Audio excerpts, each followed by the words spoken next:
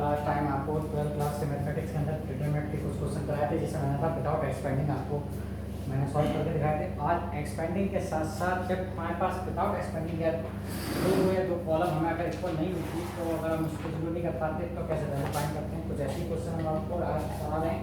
तो पहला एग्जाम्पल में आपको जो करा रहा हूँ देखिए, तो मुझे प्रूव करना है।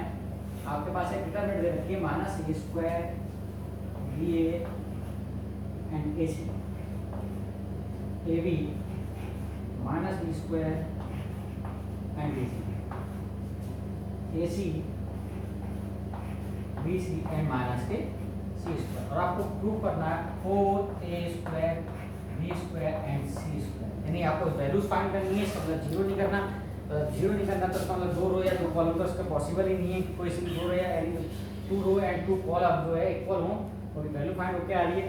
तो डिटरमिनेंट को सॉल्व करने के लिए हम डायरेक्ट एक्सप्रेशन करेंगे तो हमारे पास कैलकुलेशन बहुत होगी, तो हमें प्रॉपर्टीज की जो हमें लगानी है उसको अकॉर्डिंग देखना है। तो सबसे पहले हम देखते हैं जिसमें से कुछ कॉमन आ जाए। तो मैंने LHS ले ली इसकी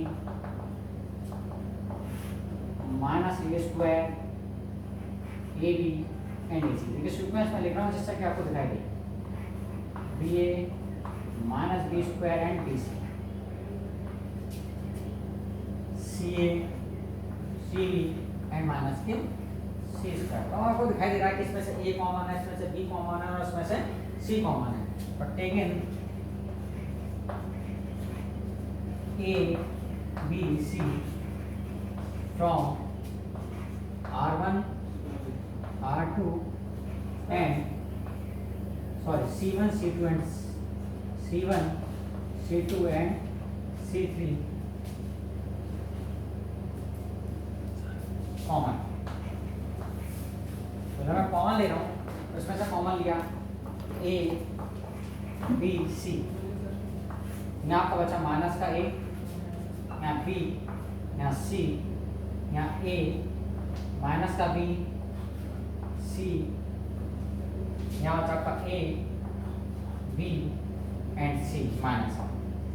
अगेन आप देख रहे हैं कि अब मैंने कहा था कल कहा था, यही बात चीज मैं बार बार नोट कर रहा हूँ कि जब आप एक स्टेप सही कर देंगे तो दूसरा स्टेप आपको ऑटोमेटिक दिख जाएगा। तो आपको ये एक और चीज दिखाई दे रही है कि R1 R2 और R3 में से भी कुछ कॉमन आ रहा है, तो हम क्या करेंगे इसमें से भी कुछ कॉमन ले लेंगे।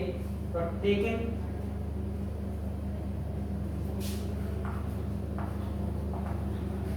A B C from R1 R2 and R3 common. तो हमें R1 R2 R3 में से कॉमन लेना है ABC। तो जब इसमें से A कॉमन ले रहा हूँ तो A स्क्वायर हो जाएगा, बाहर आके इसमें से B कॉमन ले रहा हूँ तो ये B स्क्वायर, इसमें से C स्क्वायर, तो ये आपका हो गया माइनस 1 1 1 1 माइनस 1 1 एंड 1 1 माइनस 1। तो देखिए आपके पास कैलकुलेशन करने के लिए आसान हो गया। आपको जो प्रूफ में चाहिए वो भी आपको दिखाई दे रहा है धीरे धीरे कि क्या कॉमन आ रहा है। अब मैं क्या कर रहा हूँ कि एक्सप्लेनेशन यहाँ पे भी कर सकता हूँ एक्सपेंडिंग, पर मैं यहाँ एक्सपेंडिंग नहीं कर रहा क्योंकि मुझे अभी एक स्टेप और कर देता हूँ। तो इसके लिए सबसे बढ़िया होता है कि आपको अगर दो वैल्यूज जीरो होगी तो केवल आपको एक स्टेप करना पड़ेगा, तीन स्टेप भी करने पड़ेंगे क्योंकि इसमें आप तीन स्टेप होते थे। तो अब मुझे दिखाई दे रहा है कि इसमें दो वैल्यूज तो जीरो हो सकती हैं, तो मैं क्या कर रहा हूँ कि R1 और R2 को अगर मैं ऐड कर दूँ यानी R1 change R1 plus R2, तो जब मैं देखूँ कि ये दोनों वैल्यू जीरो हो जाती हैं तो देखिए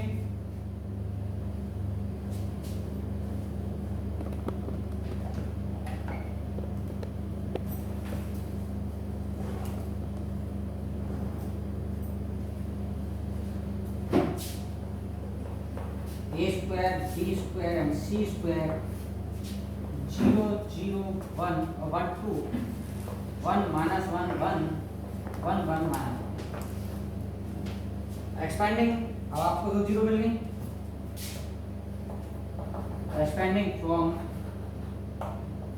R1 की फॉर्म में आप इसको एक्सपेंडिंग कर दीजिए यानी A square B square C square आपका 2 और आपके पास आएगा ये 1 minus 1 1 1। Next step A square B square C square and 2 1 under 1 and minus 1 plus 1, so that 2 to the 4 and 4A square B square and C square। तो आपका proof हो गया 4A square B square and C square.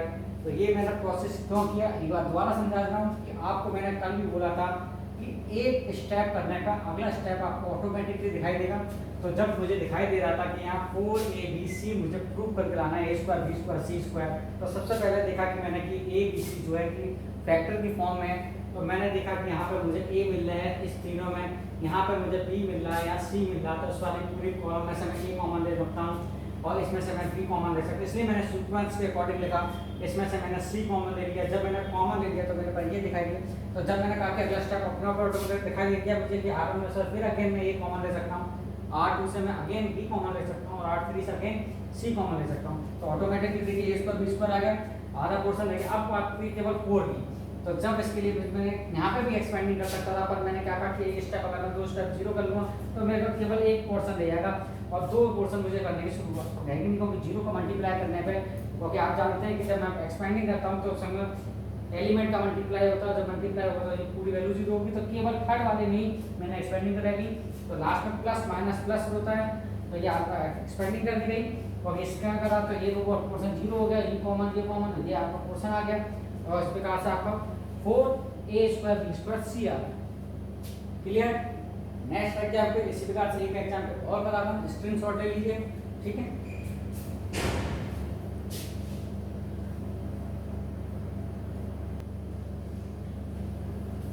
चलिए next question,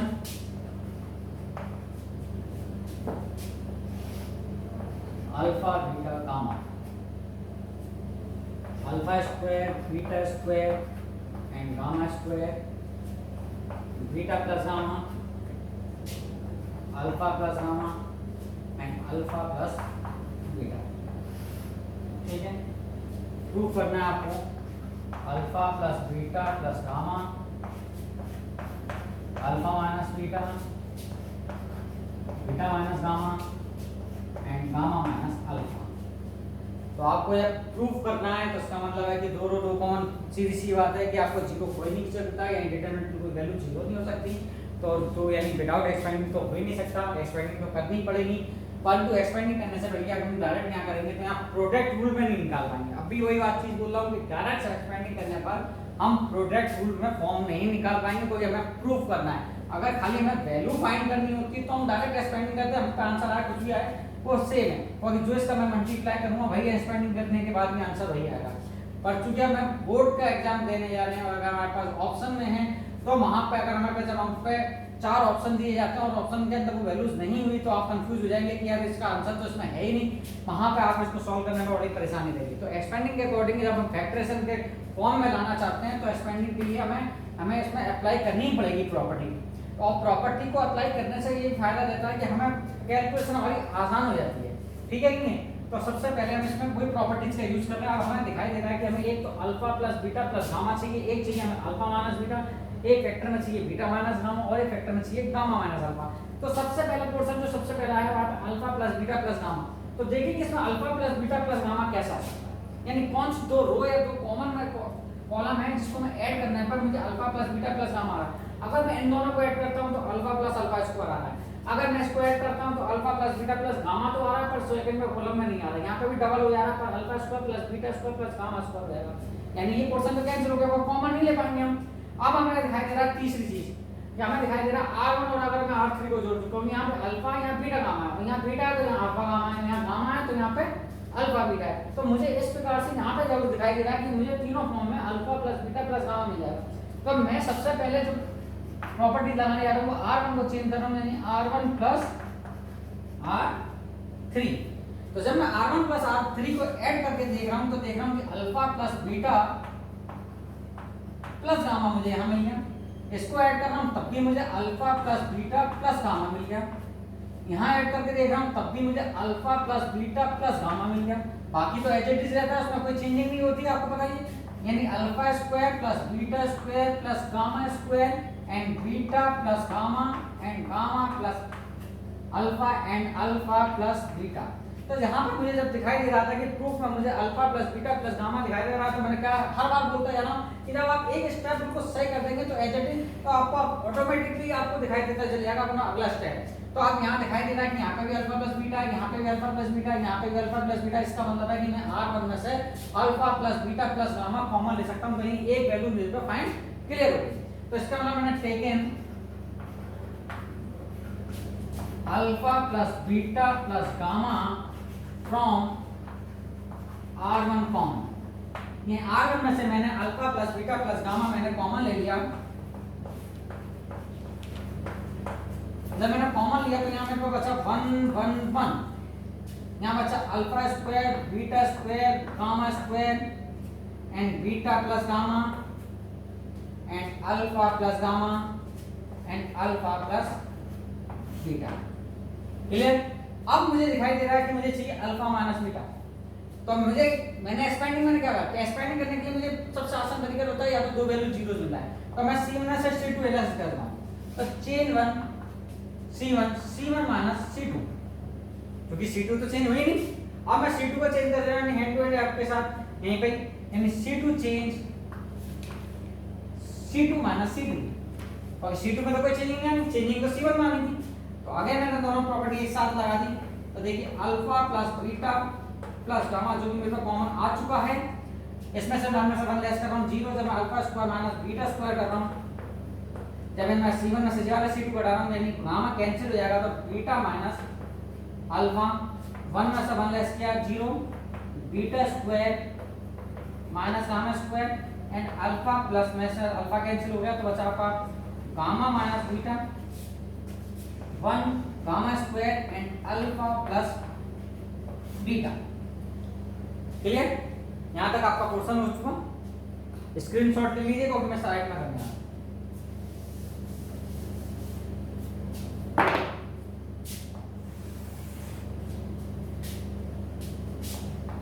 आपने formula पढ़े हैं algebra वाले कि a square minus b square क्या होता है, a square minus b square a plus b and a minus b। तो देखिए alpha plus beta and plus gamma,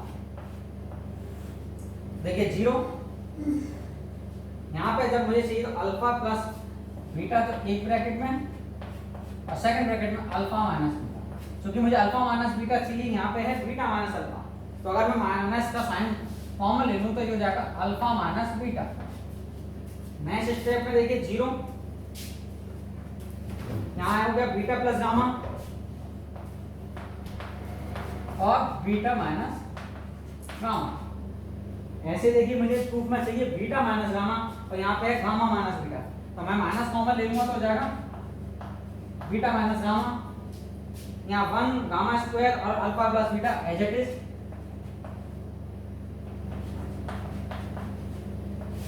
अब आपको कॉमन में क्या चाहिए, एक स्टेप आपका आ चुका, दूसरा स्टेप चाहिए अल्फा माइनस बीटा और बीटा माइनस गामा। तो देखिए कॉलम C1 में से आपको दिखाई दे रहा है अल्फा माइनस बीटा कॉमन आ रहा है, 0 में से तो आप कुछ भी कॉमन ले सकते हैं, डिवाइड कर सकते हैं, कोई इफेक्ट नहीं पड़ता। ऐसे यहां से आपको दिखाई दे रहा है बीटा माइनस गामा कॉमन ले सकते हैं, कोई इफेक्ट नहीं पड़ सकता। तो take in C1 and C2 alpha minus beta and beta minus gamma common respectively.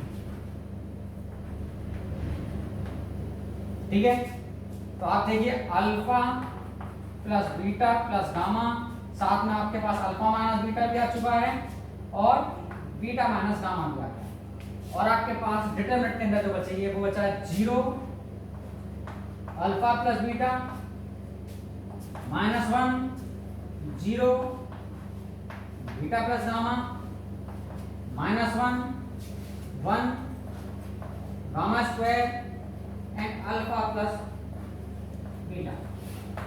अब आपको जब 0 दिखाई देगी, 2 0 किसमें, R1 की फॉर्म में, सो दैट आप एक्सपेंडिंग कर दीजिए फ्रॉम R1।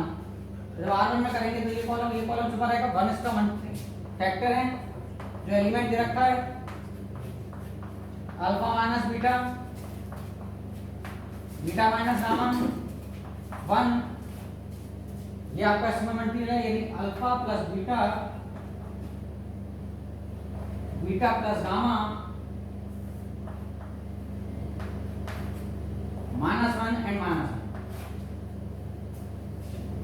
अच्छे सॉल्व कर दे रहा हूं directly. Alpha plus beta plus gamma, alpha minus beta, beta minus gamma.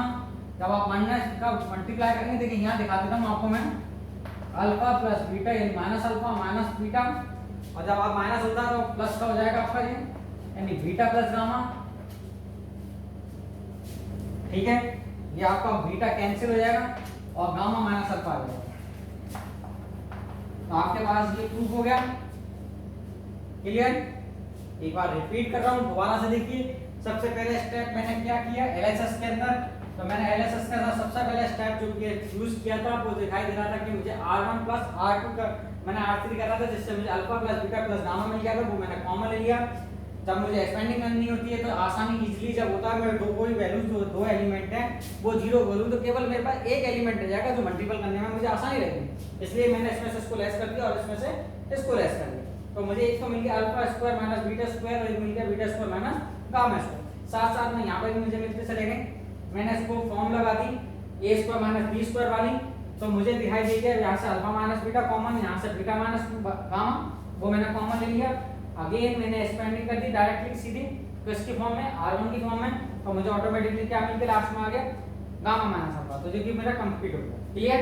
तो हमें ऐसे ही छोटे छोटे स्टेप को हम प्रैक्टिस करते रहें, जरूरी नहीं है कि बस फर्स्ट टाइम में आपको आया रिपीट करें, कोशिश करते रहें। ठीक है, थैंक यू।